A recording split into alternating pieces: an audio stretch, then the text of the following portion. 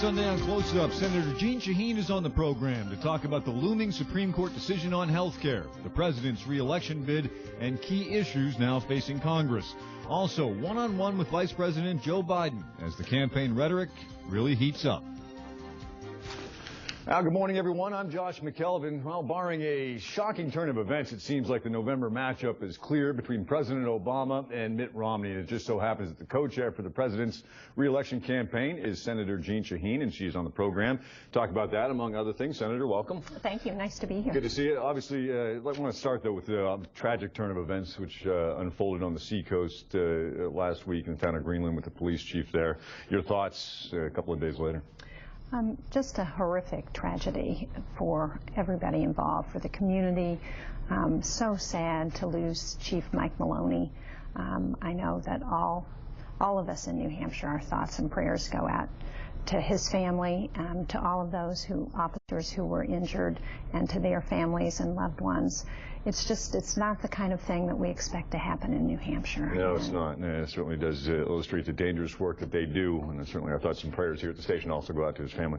Let's move forward, though, and talk about 2012. The Vice President was in town last week as well.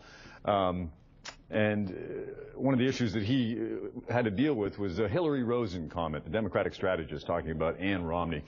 When you were watching this, what were you thinking? What's your response? I was really disappointed, like all mothers, in that kind of a remark, because any of us who have raised children understand how important a job that is. And, you know, I certainly admire Ann Romney for what she's done and for how she's dealt with some of her personal health issues with a lot of grace and courage. And I think those kinds of remarks just don't have any place in our political process. All right. Let's talk about some of the issues down in Washington. Sequestration is one that we really touched on a lot last week. Spoke to you about this. Where does this go? Because when this was enacted, sequestration was never supposed to really happen. It was just like, here's what happened if you don't work it out. Now we're really looking at, you know, automatic cuts and defenses, one area where a lot of people are concerned about it. Well, I think I'm very concerned about it. Obviously, we need to address our debt and deficits in this country, and we need to do it in a way that's comprehensive. So we need to look at all aspects of the budget. We need to look at domestic spending, defense spending, mandatory programs, and we need to look at the revenue side. We need to simplify and reform our tax code desperately. And I'm hopeful that we're still going to do that. You know, what we need to do is work together, sit down, roll up our sleeves, and make some really tough choices, because we should not allow sequestration to happen. Across-the-board cuts are not good for defense. They're not good for domestic programs, and we need to deal with it. And it's unfortunate that we've not been able to do that in a bipartisan way. Sure. I mean, the formula sounds good. He says we need to make the tough decisions, but the super committee couldn't do it. So what makes you think that we're going to be able to get back to the table? And, I mean, obviously, November elections, voters are watching this. How are we going to find some sort of consensus on this issue?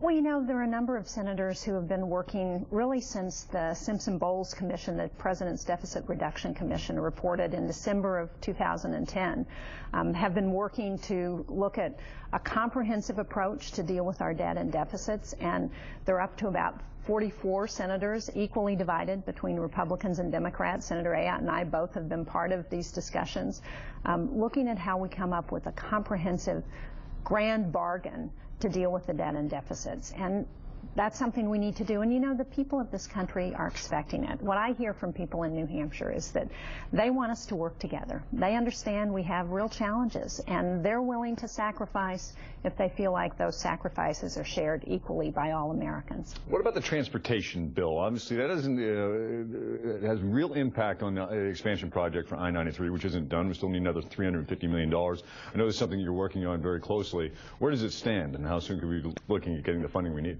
Well, the Senate passed a bipartisan transportation bill that was paid for. It was a 2-year proposal reauthorizing the highway bill, paid for mostly from the Transportation Trust Fund, but used some other sources. and it would have provided $170 million for New Hampshire, about $20 million more than we've gotten traditionally. It would have allowed us to go forward with certainty on the projects that are in the pipeline, like Interstate 93, which is so critical to the central part of our state, to the businesses and the people who drive that road every day. There are safety issues, and so we need to address that. You must have been sitting over in the Senate saying, come on. Absolutely. You know, the Senate bill passed 74-22.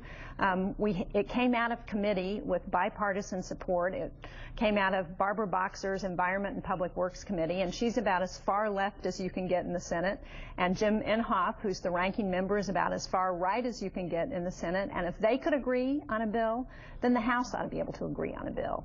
If the Senate could pass this legislation 74-22, then the House needs to take it up, or they need to pass their own bipartisan paid-for bill that provides some certainty about transportation funding. Because, you know, it's not just about our projects in New Hampshire. The Senate bill would support 6,600 New Hampshire jobs, but it's also about putting people back to work nationwide, and we need to do that. For every $1 billion we spend in transportation funding, it creates 27,000 jobs. We heard from people. I did a press call with Mark Charbonneau, who heads Continental Paving, who's done a lot of the work on I-93, and he said, you know, I can't keep people working if I don't know that the funding is going to be there. Okay, well, we're going to see what happens. Let me ask you about a couple of foreign policy issues. Most recently, North Korea tested their rocket. Didn't go so well, as it turns out. But as we deal with North Korea and the international community watches what they're doing, first of all, are you convinced that they were testing interballistic or intercontinental missile, see if they could deliver a nuclear warhead, or do you believe that they were just shooting rockets? No, I think they are serious about moving forward. And, you know, they have a new leader there, and so that makes it even more uncertain about how they're going to respond. North Korea has historically been very difficult to predict what they will do. We have this new young leader who's, I think, 28 years old. What do we know about him? We don't know much about him, and he hasn't really been tried.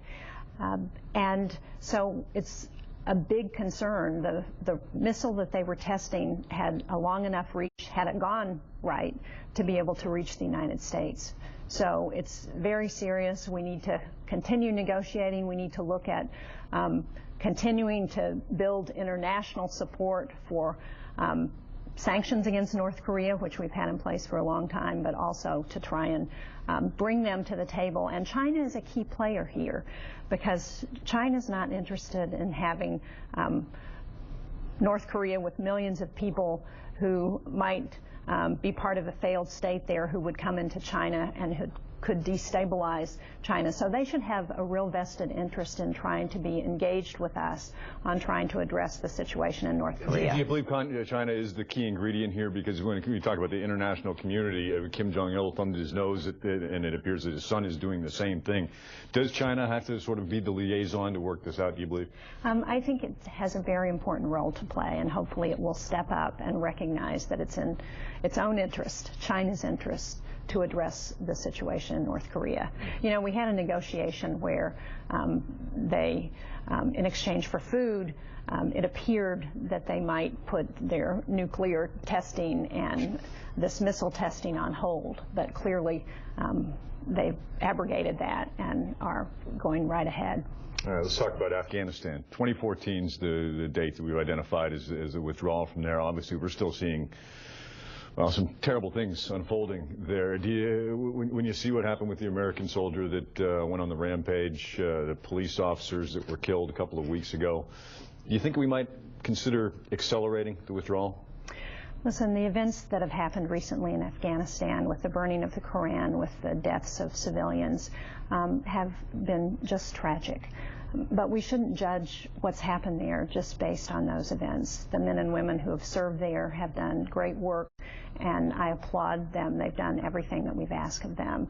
We are on a course to turn over security for the country to Afghanistan by 2014. It's an agreement not only we've reached, but we've reached with our NATO allies and with Afghanistan. We have a NATO summit coming up in Chicago in May, where we will hopefully be able to iron out the details of how that transition will take place and what will happen after 2014 in terms of our international force that's been there. But we're on course to withdraw. We're going to withdraw 23,000 more troops by December of this year and then assess where we are. And we have already turned over security for about 40% of the country to Afghanistan. You know, I was there last August, and I had not been there for 2 years, and I was impressed with the difference in our plan, the working that we're doing with the Afghans now. They're joint on virtually every mission that we do in Afghanistan, and they're taking the lead on a number of those. So we're on course to turn over security, but obviously there are other issues that affect what happens there. What happens with governance in Afghanistan, and the corruption is a critical issue. We've made some progress there, but not nearly enough. There are efforts to reconcile with the Taliban. Again, it's not clear whether they're really interested and serious about those efforts. But I do think that the military course is on target. And the president said his mission in Afghanistan was to disrupt, dismantle, and defeat al-Qaeda. And we are well on the way to doing that. Osama bin Laden is dead. The top leadership in al-Qaeda has been taken out. We need to make sure now that there is a stable situation in both Afghanistan and Pakistan so that the al-Qaeda or other terrorist groups can't ever again use those countries as a place from which to launch their terrorist attacks. Okay, let's talk a little bit more, bring it back home to the election. Now, co-chair of President Obama's re-election bid. Looks like the matchup is Mitt Romney. First of all, I imagine this is how this has been gamed out for quite a while now. Well, I think so, and I should just say I'm not actually a co-chair of his re-election campaign. I'm part of an advisory committee that includes 3 senators. Pardon, I apologize. So, well, I don't want people to think I have a bigger role than I do. But certainly we'll be working hard for the president, and think he deserves 4 more years. Do you think, and I asked this question to Vice President Biden this week, if we're paying $4.50 for a gallon of gas in November, can he win re-election, do you believe? Well, this election is... Simplify it like that, but that's, you know... This election is going to be about 2 very different visions for the country. One is a vision that I think the president shares, that I share with him, that what's made this country strong has been the work of middle-class Americans. It's been small businesses. It's been an effort to provide opportunities for all people in the country. And I think we have a very different vision from Governor Romney and what he would like to see in the country. So I think that's what this campaign is going to be about, and there will be months here to fight out where people in the country want to go. Health care is obviously an issue, too. What happens if the president's signature accomplishment gets unraveled partially by the Supreme Court, or even worse, is completely thrown out? Listen, I voted for that health care proposal. I believe it's constitutional. It's not clear what the Supreme Court will do. But the fact is, we had a health care system in this country, and still do, that has costs that are too high. We pay more than any other developed country for our health care. That has quality that still needs to be worked on. If you have very good health insurance and you live in a place where you can get great health care like we do in New Hampshire, where we can go to Dartmouth-Hitchcock or we can go to Mass General, we can get great health care. But a lot of people in this country don't, and we have 50 million Americans almost who don't have health insurance at all, who go to emergency rooms when they're sicker than they would be if they had a doctor, when it costs more than it would be if they had insurance, and the rest of us who have insurance pay for that. That's a system that can't be sustained, so we have got to do something. If the Supreme Court strikes down this law, we've got to come at it again, because the system we have in place doesn't work. All right, we have about 30 seconds. And speaking of re-election, talk about a quiet rollout. I think I was reading a few weeks ago, oh yeah, Senator Shaheen, she's going to run again in 2014. Not much fanfare associated with it, but... Well, and listen, a reporter asked about it, and so we said, you know, at this time I intend to run again. So you're looking forward to, I mean, obviously this will develop as we move forward, but right now that's your intention?